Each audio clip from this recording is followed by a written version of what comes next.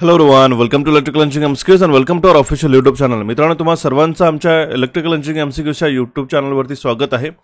आज आपण आपल्या येणाऱ्या महावितरणच्या इलेक्ट्रिशियन आणि वायरमनसाठी अत्यंत महत्त्वाची IBPS पॅटर्नवरती नुकताच झालेली जो पॅटर्न आहे त्यावरती आपण कॉन्सेप्च्युअल प्रश्न आणि काही क्वेश्चन डिस्कस करणार आहोत. न्यूमेरिकल सुद्धा आपण त्यामध्ये डिस्कस करणार आहोत. ठीक आहे, आजचं सेशन हा अत्यंत महत्त्वपूर्ण ठरणार आहे तुमच्या येणाऱ्या महावितरण वीज तंत्री आणि तारतंत्री या परीक्षेसाठी.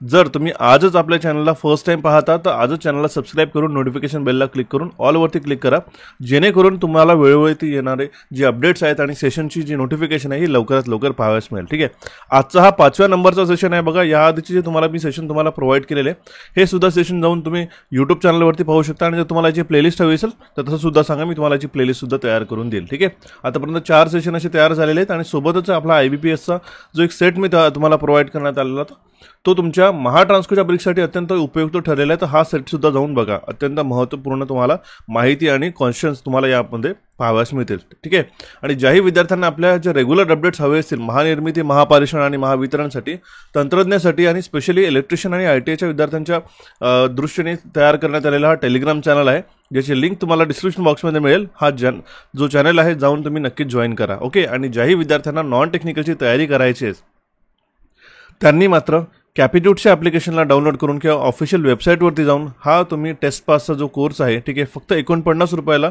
पूर्ण वर्षाकरिता आहे. बघा, लक्षात घ्या, पूर्ण वर्षाची फीज आहे 49 रुपये. ठीक आहे, तर ही तुम्ही जॉईन करून यामध्ये जर नॉन टेक्निकल तयारी करायची असेल तर IBPS, RRB क्लर्कचे प्रिलिम्सचे जे पेपर्स आहेत ना, ठीक आहे, हे ॲज अ तुम्ही प्रॅक्टिस सेट म्हणून वापरू शकता. कशासाठी? 40 क्वेश्चन त्याच्यामध्ये क्वांटिटेटिव्हचे असतात आणि 40 क्वेश्चन जे आहे हे आपल्या रिझनिंगचे असतात. ठीक आहे, तर अशा प्रकारचे जे प्रिलिमचा पॅटर्न असतो ना, तर हा मात्र तुम्हाला नक्की फायदेशीर ठरेल तुमच्या येणाऱ्या नॉन टेक्निकलची तयारी करण्यासाठी. ओके, तर ही जी टेस्ट पास आहे नुकतंच लॉन्च झालेली आहे, याची जी प्राईज आहे नंतर चेंज होण्याची फार दाट शक्यता आहे. तर म्हणून ही प्राईजमध्ये कमीत कमी प्राईजेसमध्ये मॅक्सिमम तुम्हाला प्रॅक्टिस करण्यासाठी हे क्वेश्चन्स मिळतील या टेस्ट पासमध्ये. ठीक आहे, तसे नंबर ऑफ टेस्ट त्याच्यामध्ये अवेलेबल आहे, तर तुम्ही तुमच्यानुसार तुम्ही जॉईन करू शकता. ओके, आता विदाऊट एनी फर्दर डिले आपण सर्वप्रथम पहिल्या प्रश्नाकडे पाहूया आणि बघूया सर्वात पहिला प्रश्न. हे सर्व जे प्रश्न आहेत ना, हे सगळे प्रश्न याच्याशीच निगडीत आता नुकताच महापारेषण आणि महापारेषणच्या परीक्षेमध्ये आता विचारण्यात आले. तर महावितरणासाठी काय काय महत्त्वपूर्ण ठरेल हे सुद्धा मी तुम्हाला इथे सांगतोय. बघा, सर्वप्रथम प्रश्न आहे, the power factor is high in which of the following test in a transformer. ठीक आहे, ट्रान्सफॉर्मरमध्ये खालील दिलेल्या कोणत्या चाचणीत पॉवर फॅक्टर जास्त असतो. ठीक आहे, बरेच विद्यार्थी अशा छोट्या छोट्या प्रश्नांमध्ये सिली मिस्टेक्स करून येतात आणि कन्फ्यूज होऊन होतात. ठीक आहे, सांगताना तर त्यांचे 45 अटेम्प्ट असतात 50 पैकी. ठीक आहे, लक्षात ठेवा. पण जेव्हा माहिती पडतं की हा सुद्धा चुकलेला सर, तो सुद्धा चुकलाय, तर 8 ते 9 कसे प्रश्न सहजरित्या चुकतात ना, हे माहिती सुद्धा पडते. आणि नंतरच जो कट ऑफ आहे, जे विद्यार्थी मला विचारतात, ठीक आहे, ती कट ऑफ किती लागेल सर, तर कट ऑफ हा कमीच लागतो. ठीक आहे, ज्या प्रकारे एक्सपेक्टेड तुम्हाला रेंज पाहाव्यास मिळतात की 90+, 100+, तर हा एक रेंज राहत नाही. लक्षात घ्या, ज्या सिली मिस्टेक्स न कळत होत असतात ना, त्यानुसार जो आपला रेंज आहे ती स्कोअरची कमीच होत असते. ठीक आहे, हे मात्र तुम्हाला लक्षात ठेवायला हवं. आता बघा काय म्हटलेलं आहे की जो पॉवर फॅक्टर आहे, ठीक आहे, आपल्याकडे 2 शॉर्ट सर्किट आणि ओपन सर्किट टेस्ट ह्या ट्रान्सफॉर्मरवरती केल्या जातात. ठीक आहे, त्याचे काही महत्त्व आहेत. ठीक आहे, मी तुम्हाला थिअरी क्लासमध्ये ऑलरेडी शिकवलेले आहेत. ते पॉवर फॅक्टरचा जो रेंज आहे हे सुद्धा लक्षात ठेवायला पाहिजे, हा 0 ते 1च्या रेंजमध्ये असतो. लक्षात घ्या. ठीक आहे, पॉवर फॅक्टर हाय म्हणजे ॲक्टिव्ह पॉवर जास्त युटिलाइज होते आणि पॉवर फॅक्टर कमी असला म्हणजे आपला रिएक्टिव्ह पॉवर वाढलेला आहे सिस्टममध्ये, असं आपण गृहीत धरतो. ओके, तर जेव्हा आपल्याकडे पॉवर फॅक्टर ट्रान्सफॉर्मरचे टेस्ट तयार करण्यात येतात किंवा टेस्ट कंडक्ट केल्या जातात, चाचणी केली जाते त्याच्यावरती, तर शॉर्ट सर्किट टेस्टमध्ये जो आहे, ठीक आहे, लक्षात घ्या, शॉर्ट सर्किट टेस्टमध्ये याचा पॉवर फॅक्टर हाय असतो. याचं कारण काय लक्षात घ्या, ही शॉर्ट सर्किट टेस्ट जी आहे, ठीक आहे, ही आपण कॉपर लॉस माहिती करण्यात, ठीक आहे, ही कशासाठी, कॉपर लॉस जी आहे हे माहिती करण्यासाठी आपण ही टेस्ट कंडक्ट करत असतो. इथपर्यंत तुम्हाला माहिती आहे. आणि ही जी टेस्ट आहे हे high voltage side, high voltage म्हणजेच लो करंट, ठीक आहे, हाय व्होल्टेज साईडला जे आहे कंडक्ट केली जाते. आणि याच्यामध्ये जी लो व्होल्टेज साईड जी आहे, ठीक आहे, high voltage low current, low voltage high current. ठीक आहे, लक्षात घ्या, ही जी लो व्होल्टेज साईड जी आहे, ठीक आहे, ही जी आहे शॉर्ट सर्किट केल्या जाते.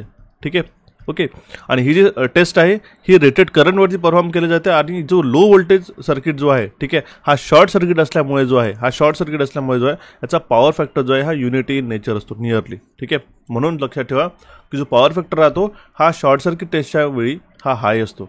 तो महत्त्वपूर्ण प्रश्न आहे आणि हा जरा युनिक प्रश्न तुम्हाला मी कंडक्ट करून दिलेला आहे, तयार करून दिला आहे. ठीक आहे, तशाच प्रकारचे प्रश्न तुम्हाला पाहावयास मिळेल. त्याच प्रकारे जो ओपन सर्किट टेस्ट असते, ठीक आहे, हे नो लोड कोअर लॉसेस, ठीक आहे, आणि कॉन्स्टंट लॉसेस किंवा आयन लॉसेस ज्याला आपण म्हणतो, हे माहिती करण्यासाठी करतो. याच्यामध्ये काय करतो आपण, जी हाय व्होल्टेज साईड जी आहे, ठीक आहे, ही आपण ओपन सर्किट ठेवतो. ठीक आहे, आणि जी टेस्ट आहे ही रेटेड व्होल्टेज आणि रेटेड फ्रिक्वेन्सीवरती केला जातो. ठीक आहे, लक्षात घ्या, ही लो व्होल्टेज साईडवरती परफॉर्म केली जाते आणि हाय व्होल्टेज साईड जी आहे ओपन सर्किट ठेवल्या जाते. लक्षात ठेवा. ओके, इम्पॉर्टंट आहे. दोन्ही टेस्टबद्दल मी तुम्हाला सांगितलेलं आहे. ऑप्शन सी या प्रश्नाचं करेक्ट उत्तर होईल. वळू आपण आपल्या नवीन प्रश्नाकडे. बघा, एक मी तुम्हाला आपण यूट्यूबला एक सेशन घेतला होता, त्यावरच एक प्रश्न तुम्हाला परीक्षेमध्ये आलेला आहे. बऱ्याच विद्यार्थ्यांना तो कन्फ्युजनमध्ये त्यांनी टाकलेला आहे त्या प्रश्नामध्ये. त्याच्यावरती निगडीत एक अजून दुसरा मी तुम्हाला प्रश्न तयार करून दिलेला आहे. प्रश्न बघा, which class of motor is used for continuous running and it is operated constant load. सतत धावण्यासाठी कोणत्या वर्गाची मोटर वापरली जाते आणि ती सतत भारावर चालते. आता बघा, अशी कुठली मोटर आहे का एकच की ती कॉन्स्टंट लोडवरती सुद्धा चालते, कॉन्स्टंट त्याला दिवस रात्र 24 तास तुम्ही चालू शकतात आणि त्याची कंडिशन असं नाही राहत. ठीक आहे, त्याच्या ड्युटीज असतात. ठीक आहे, ड्युटी ज्या प्रकारे तुमची ड्युटी लागली अशी शिफ्ट असतात. ठीक आहे, मॉर्निंग शिफ्ट, इव्हनिंग शिफ्ट, ठीक आहे, कंटिन्युअस. तर एक व्यक्ती मला एक सांगा, तो 24/7 किंवा 48 आवर्स काम करू शकतो का? नाही. ठीक आहे, तशाच प्रकारे आपल्याकडे ज्या मशीन्स असतात ना, ठीक आहे, याच्यासाठी सुद्धा ड्युटीज असतात. जी म्हणजे ती कंटिन्युअस रन होते की इंटरमिडिएट की 3-3 तासानंतर रन होत आहे, अशा प्रकारे त्याच्या ड्युटीज आणि क्लासेस आपल्याकडे नेमले असतात. ओके, तर आपल्याकडे असं म्हटलेलं आहे की कंटिन्युअस रनिंग आणि कॉन्स्टंट लोडवर धावणारी मोटर हे कुठल्या क्लासमध्ये येते? तर ही येते आपल्याकडे S1 क्लासमध्ये. ऑप्शन बी या प्रश्नाचं करेक्ट उत्तर होईल. याच्याबद्दलची मी थिअरी तुम्हाला इथे सांगत नाही, पण मी तुम्हाला सांगतोय ॲज अ इलेक्ट्रिशियन आणि ॲज अ इलेक्ट्रिकल इंजिनियर म्हणून जर तुम्ही आहात, ठीक आहे, तर तुम्हाला ही जर नेम प्लेट असते आपल्याकडे मोटरवरती, बघा ही अशी छोटीशी नेम प्लेट असते. ठीक आहे, आलं लक्षात? ठीक आहे, यावरती जे जे आपल्याकडे इथे टर्म्स दिलेले असतात, ठीक आहे, रेटिंग दिलेले असतात, जर व्होल्ट आहे, अँपियर आहे, इथपर्यंत तर माहिती असतं. ठीक आहे, सिंगल फेज आहे, 3 फेज आहे, किती आपल्याकडे HP आहे. पण त्याच्यानंतर जे आहे त्याचं फ्रेमचं साईज काय, म्हणजे फ्रेमचा टाईप काय, ठीक आहे, त्याची ड्युटी काय आहे, ठीक आहे, हे सगळे एवढे मोठे त्याच्यामध्ये टर्मिनॉलॉजीज असतात. बरं, लक्षात ठेवा. ठीक आहे, MOD, ठीक आहे, मॉडेल कुठला आहे, त्याचा हर्ट्ज किती आहे, नॉमिनल इफिशियन्सी किती आहे, ठीक आहे, LRA लॉक रोटर अँपियर किती आहे, सिरियल नंबर काय, फ्रेम नंबर काय, फेज किती आहे, लॉक रोटर टाईप काय, व्होल्टेज किती आहे, ड्युटी सायकल जी आता आपण पाहिलेली, ठीक आहे, किती पोलची आहे, एन्क्लोजर कसं आहे, किती अँपियर घेते, इन्सुलेशन क्लास कुठला आहे, ठीक आहे, त्यानंतर किती हॉर्स पॉवरची, किती RPM वरती फिरते, ती नेमा डिसिजन फॅक्टर काय आहे, इनग्रीस प्रोटेक्शन काय आहे त्याचं, ठीक आहे, IP65 आहे की 68 आहे, ठीक आहे, आणि ODI नंबर काय आहे, काय असतात नाही सगळे टर्म्स मी मोटर की नेमप्लेट कैसे पडे या एका सेशनमध्ये घेतलेलं आहे, ज्याची लिंक जी तुम्हाला यूट्यूबला मिळून जाईल. ठीक आहे, यूट्यूबला how to read motor nameplate electrical MCQ असं जरी टाकलं तरी तुम्हाला आपल्या चॅनलची लिंक मिळेल, किंवा जर तुम्हाला हवी असेल तर मी डिस्क्रिप्शन बॉक्समध्ये सुद्धा देईल, आणि ज्या विद्यार्थ्यांना मिळाली नसेल त्यांनी मला कमेंट बॉक्समध्ये कमेंट करून सुद्धा विचारू शकतात. तर आलं लक्षात, या सेशनमध्ये मी तो क्वेश्चन घेतला होता आणि तो क्वेश्चन ॲज इट इज आपल्या पारेशनच्या एका शिफ्टमध्ये विचारण्यात आलेला होता. लक्षात घ्या, ऑप्शन बी या प्रश्नाचं करेक्ट उत्तर होतं. ठीक आहे, आलं लक्षात. वळूया आपण आपल्या नवीन प्रश्नाकडे. बघा काय म्हणतोय, थोडा तुला पॉज करून तुम्ही स्वतः अटेम्प्ट करण्याचा पहिले प्रयत्न करा.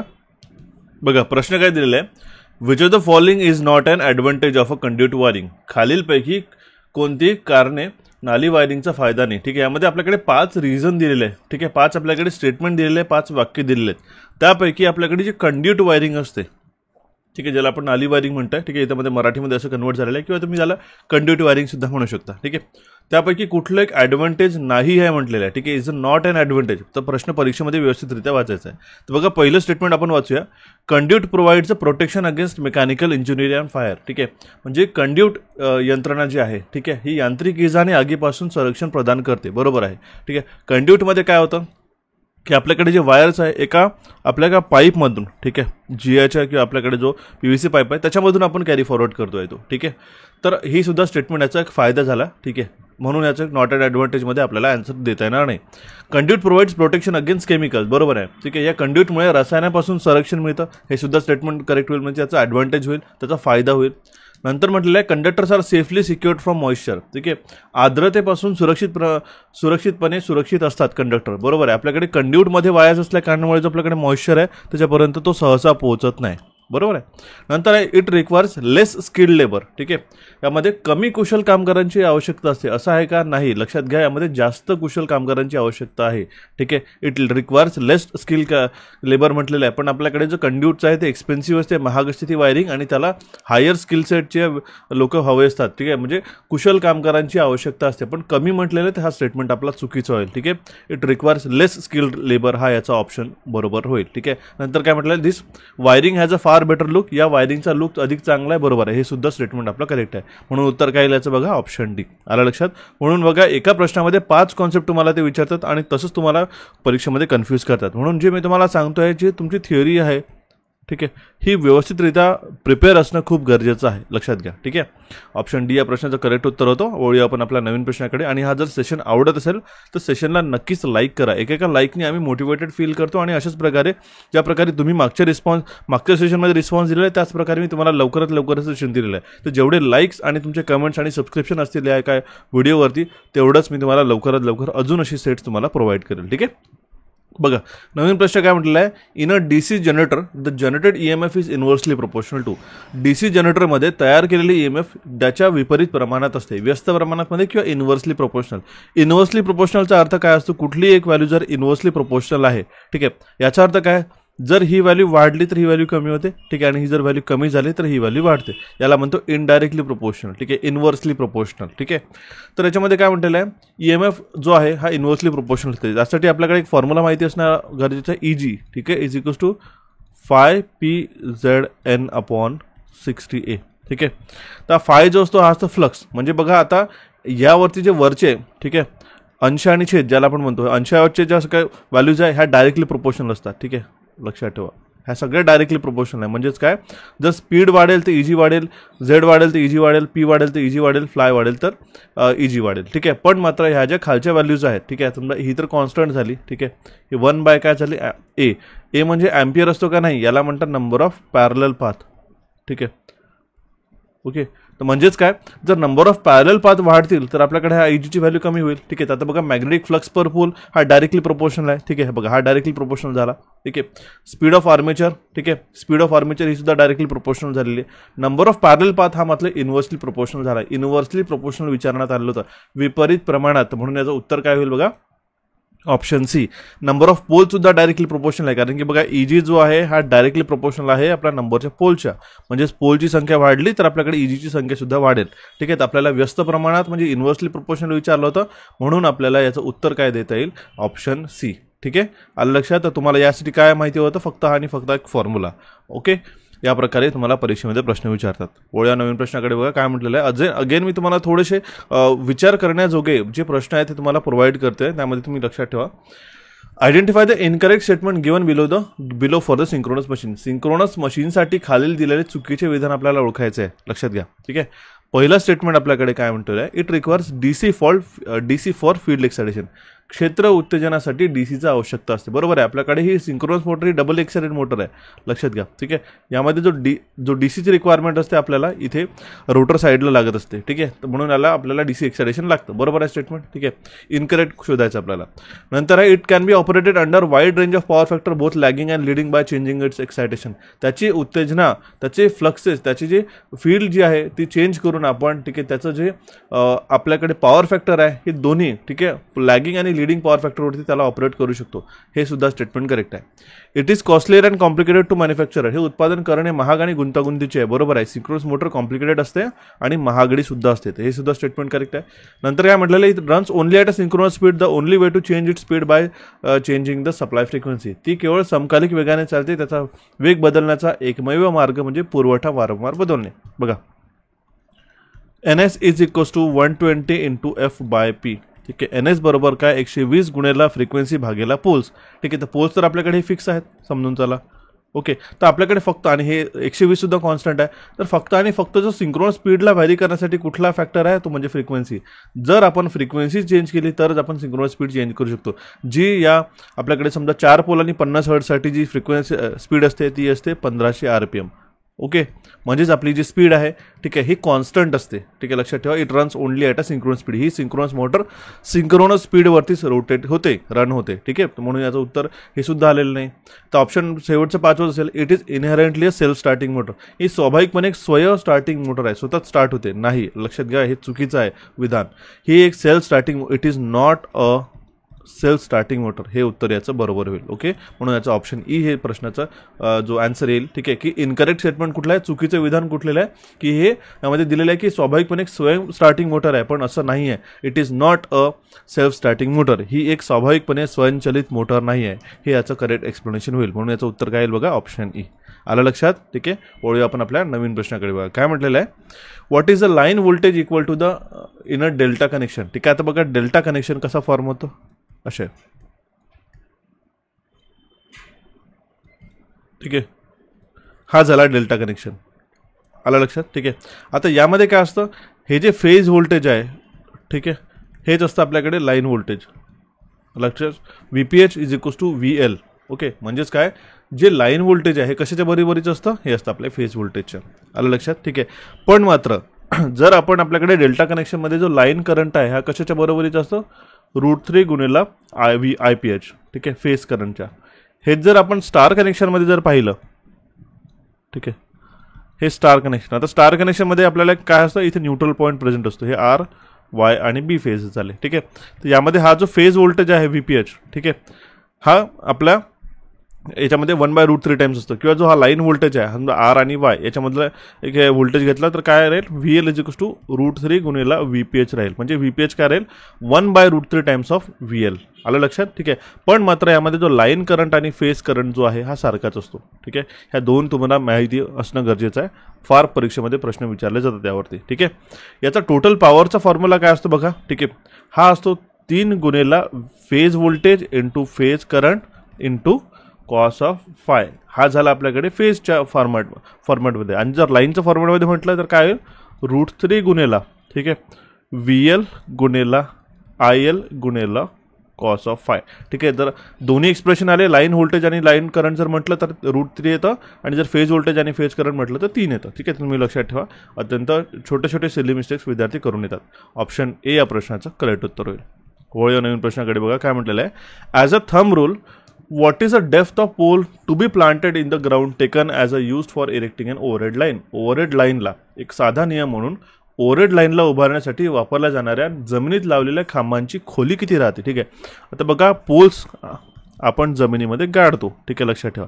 तर असं असतं का की याची पूर्ण समजा लांबी 100% तर 100%च जमिनीत असणं गरजेचं आहे का, नाही. ॲज अ थंब रूल जो आहे लक्षात घ्या. ठीक आहे, ॲज अ थंब रूल जो आहे, ठीक आहे, जर इथे याची लांबी 6 असेल, ठीक आहे 6 फीट असेल, ठीक आहे, तर याची जी जमिनीमध्ये गाडलेली जी लांबी आहे 1 फीट असायला पाहिजे ॲज अ थंब रूल. म्हणजेच काय, ठीक आहे, 1/6 ऑफ द पोल लेंथ. ठीक आहे, 1/6 म्हणजे समजा 6 फीट जर आपल्याकडे लेंथ आहे, ठीक आहे, तर जमिनीमध्ये किती असायला पाहिजे, 1/6 × 6 म्हणजे किती, 1 फीट असायला पाहिजे. सिंपल आहे, हा एक जनरल नियम झालेला आहे. ओके, तर हा जो आहे ॲज अ पोलसाठी, ठीक आहे, जो सेटिंग डेप्थ असते 1/6 असते आपल्या पोलच्या लेंथची. ठीक आहे, आलं लक्षात. हा फार छोटासा आणि इम्पॉर्टंट प्रश्न आहे. ओके, आणि जो डेप्थ आहे फाउंडेशनची, ठीक आहे, हे जनरली 1.5 मीटर ते समजा 3.5 मीटरपर्यंत याचं फाउंडेशन सुद्धा असू शकतं. लक्षात घ्या. पण ॲज अ जनरल रूल जर म्हटलं, ॲज अ थंब रूल म्हटलं तर 1/6 पट जो असतो आपल्या त्या पोल लेंथच्या जमिनीमध्ये असतो. हेच आपल्याला परीक्षेमध्ये विचारण्यात आलेलं आहे. ठीक आहे, आणि असेच प्रश्न परीक्षेमध्ये आजकाल विचारायला लागलेत बघा. ओके, वळूया आता नवीन प्रश्नाकडे. काय म्हटलेलं आहे, what is a minimum length of installing a ceiling fan from the floor level. ठीक आहे, आता आपल्याकडे सिलिंग फॅनची जी लांबी हे असतं, ठीक आहे, काय म्हणतात त्याला, मिनिमम डेप्थ असतं. ठीक आहे, हे किती असायला पाहिजे जमिनीपासून, फ्लोअर लेवलपासून म्हटलेलं आहे. ठीक आहे, हे 2.75 मीटर कमीत कमी असायला पाहिजे.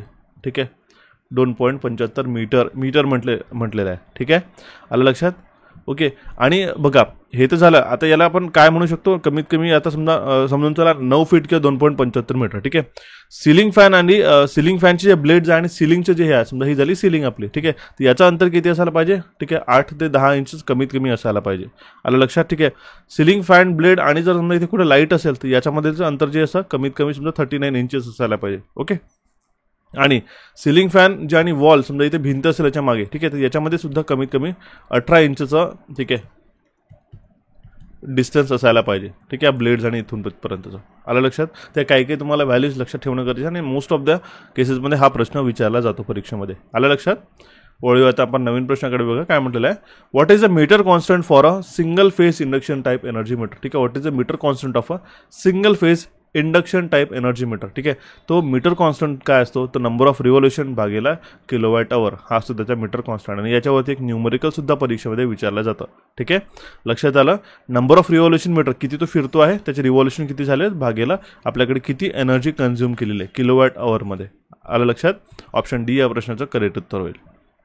वळूया नवीन प्रश्नाकडे. बघा काय म्हटलेलं आहे. Which type of insulator is used on a 132 kV transmission line. 132 kV transmission लाईनसाठी, ठीक आहे, कुठल्या प्रकारचे इन्सुलेटर वापरले जातात. आता बघा, एक परीक्षेमध्ये शॅकल आणि स्ट्रेन इन्सुलेटरचाच एक प्रश्न आला होता. विद्यार्थ्यांनी फार कन्फ्युजन होऊन गेलेलं आहे त्याच्यामध्ये की शॅकल इन्सुलेटर आहे की स्ट्रेन इन्सुलेटर. त्याच्यामध्ये कॉर्नरवरती प्रश्न विचारण्यात आलेला होता. ठीक आहे, ते इन्सुलेटर वापरतात. ठीक आहे, तर असेच तुम्हाला जर तुमची थिअरी जर स्ट्रॉंग असेल ना तरच तुम्ही त्याला अटेम्प्ट करू शकता. मी तुम्हाला वारंवार ही गोष्ट सांगत आलेलो आहे की जो आपला थिअरी कोर्स मी तुम्हाला शिकवलेला होता त्याच्यामध्ये बरेच सगळे प्रश्न पाहायला मिळाले, इन्क्लुडिंग क्लेट वायरिंग, जो तुम्हाला कुठेही पाहायला मिळाला नाही. मी मला शिकवता बऱ्याच छोट्या छोट्या गोष्टी सांगत असतो. ठीक आहे, आलं लक्षात? त्या तुम्हाला लक्षात ठेवायचे असतात. आता बघा, 132 kV साठी आपण जो आहे disc type of insulator generally prefer करतो. ओके, ऑप्शन सी या प्रश्नाचं करेक्ट उत्तर होईल. ठीक आहे, एक नवीन प्रश्नाकडे वळण्याच्या आधी मी तुम्हाला एक माहिती सांगू इच्छितो की आपल्या या थिअरी कोर्समध्ये बघा वरती काय लिहिलेलं आहे. आतापर्यंत सर्वात जास्त विचारलेले प्रश्न या कोर्समधूनच, आणि हे परत एकदा सिद्ध झालेलं आहे महापरीक्षेच्या परीक्षेमध्ये. कारण की 2024मध्ये बघा, मी आपल्याकडे टेक्निशियनची परीक्षा तर नव्हती झाली, पण टेक्निशियन 1, टेक्निशियन 2 आणि सिनियर टेक्निशियनच्या परीक्षेमध्ये, ठीक आहे, कमीत कमी 43+ प्रश्न तर आलेच होते. पण मात्र आता नुकत्याच झालेल्या जानेवारीच्या पेपर्समध्ये, ठीक आहे, टेक 1 असो, टेक 2 असो, ठीक आहे, किंवा आपल्याकडे टेक्निशियनच्या 3ही शिफ्टचा पेपर असो किंवा सिनियर टेक्निशियनमध्ये, म्हणजे कमीत कमी 40+ प्रश्न या थिअरी कॉन्सेप्टवरनं आणि बरेच सगळे ॲज इट इज प्रश्न यामध्ये पाहायला मिळालेले. म्हणून तुम्हाला अजूनही रिकमेंड करतो की जे विद्यार्थी मला विचारतात की सर मला फास्ट ट्रॅक बॅच लॉन्च करायची, जॉईन करायची, तर हीच एक फास्ट ट्रॅक बॅच आहे जी फक्त आणि फक्त 20 दिवसामध्ये तुमचं पूर्णच्या पूर्ण थिअरी तुम्हाला व्यवस्थितरित्या कव्हर करून देते आहे. ठीक आहे, आणि 50 मार्कांपैकी 50 प्रश्नांपैकी एक मॅक्सिमम मार्क्स तुम्हाला मिळवण्यास तुम्हाला मदत करते. ठीक आहे, ज्याही विद्यार्थ्यांनी जॉईन केले त्यांना रिव्ह्यू तुम्ही मात्र नक्की विचारू शकता. आणि अनलिमिटेड व्ह्यू असल्या कारणामुळे याला तुम्ही कितीही तुम्ही सेशन पाहू शकता. आणि प्युअरली मराठी आणि इंग्रजीमध्ये समजेल असं 3D मॉडेलसोबत आपण यामध्ये शिकवलेलं आहे. ठीक आहे, यासाठी इलेक्ट्रिकल इंजिनिअरिंग MCQच्या ॲप्लिकेशनला तुम्ही डाउनलोड करून जॉईन करू शकता. आणि सोबतच नॉन टेक्निकलचा हा सुद्धा इम्पॉर्टंट प्रश्न, विद्यार्थ्यांनी ज्या प्रकारे आपल्याकडे नॉन टेक्निकलचा प्रश्न सांगितलेला आहे मी,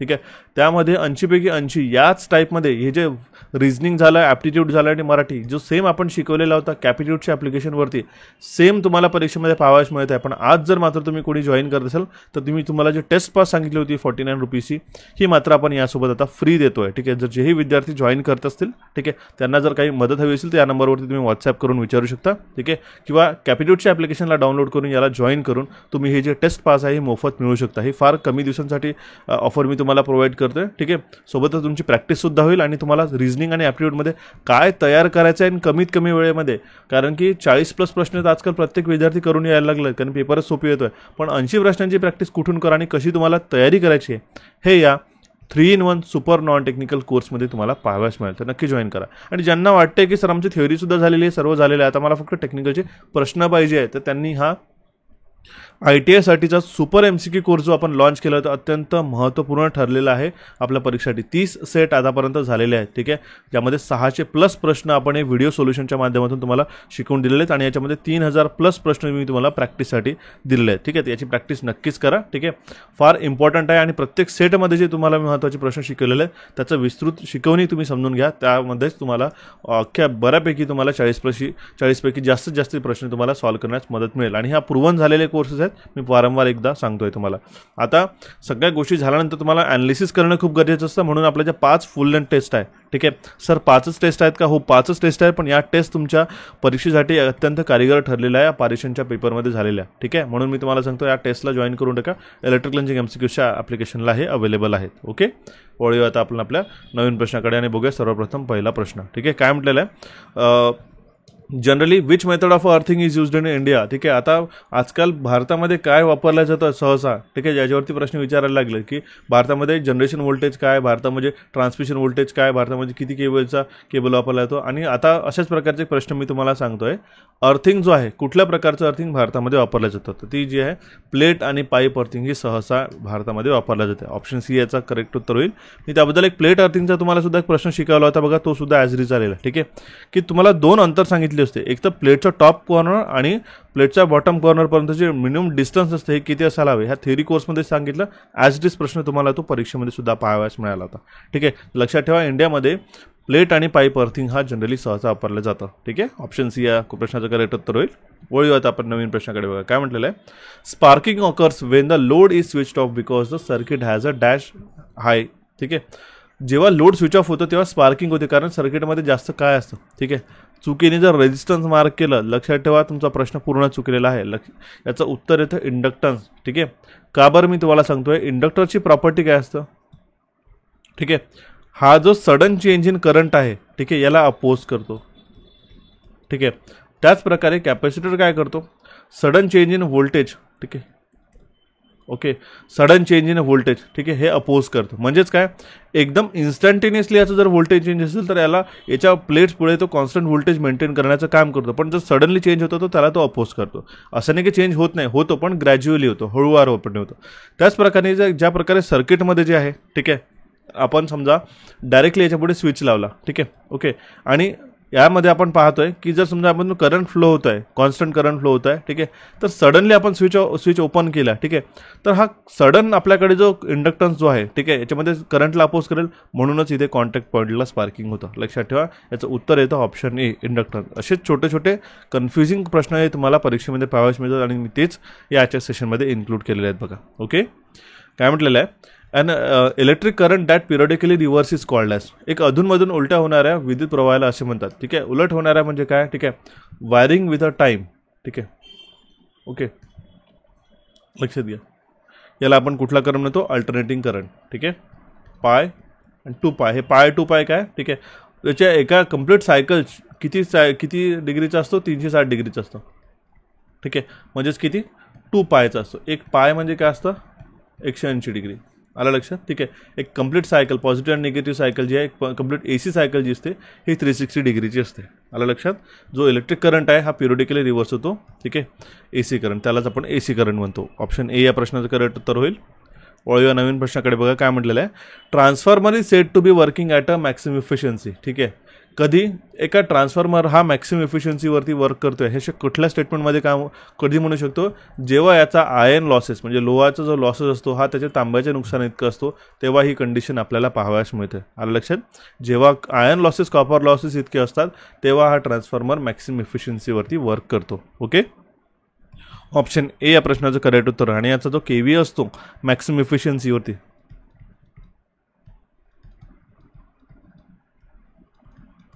याचं मूल्य काय असतं, फुल लोड KVA गुणिला √WI/WCU. हा फॉर्म्युला तुम्हाला लक्षात ठेवणं गरजेचं आहे. आलं लक्षात. वळूया आपल्या नवीन प्रश्नाकडे. बघा काय म्हटलेलं आहे.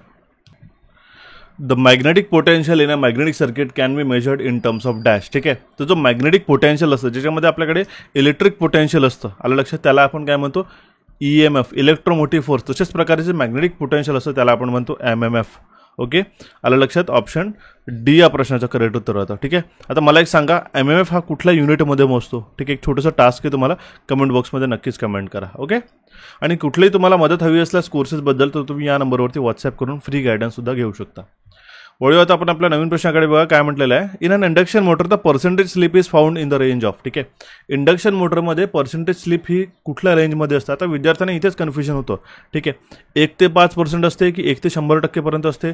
विद्यार्थ्यांना हे माहिती असतं स्लिप जी आहे, ठीक आहे, ही 1 ते समजून चला, ठीक आहे, 100% पर्यंत आहे मोटरमध्ये. ठीक आहे, किंवा मायनससुद्धा असते आणि प्लससुद्धा होतं. ठीक आहे, म्हणजे बघा मायनस समजा स्लिपचं जो व्हॅल्यू आहे 0पेक्षा कमीसुद्धा असू शकतो, स्लिपचं व्हॅल्यू 0पेक्षा जास्त सुद्धा असू शकतो, स्लिपचं व्हॅल्यू 1 जास्त असू शकतो. ठीक आहे, तिथे करेक्ट आन्सर मार्क कसं करायचं लक्षात घ्या. इंडक्शन मोटरमध्ये, ठीक आहे, जो मोटर रन करतो, ठीक आहे, हा सिंक्रोनस स्पीडपेक्षा जो आहे, ठीक आहे, कमीच रन करतो. ठीक आहे, म्हणजे जेव्हा रोटर फुल लोड म्हणजे फुल्ली जेव्हा रोटेट करत असतं ती मशीन, ठीक आहे, त्याचं जे स्लिपचं व्हॅल्यू आहे किंवा त्याचं जे सिंक्रोनस स्पीड समजून चला 1500 RPM आहे, तर हा रोटर 1440 RPM वरती फिरतोय. तर याच्यामध्ये जे काहीचा स्पीडचा डिफरन्स होतो त्याला आपण म्हणतो स्लिप. ठीक आहे, ह्या जनरली किती असतं 0.02 0.01 अशा प्रकारचं. 1% किंवा 2% जर समजा आपण पर्सेंटेज म्हटलं तर, ठीक आहे, 1% किंवा 2%, 3%, 4% अशा प्रकारे.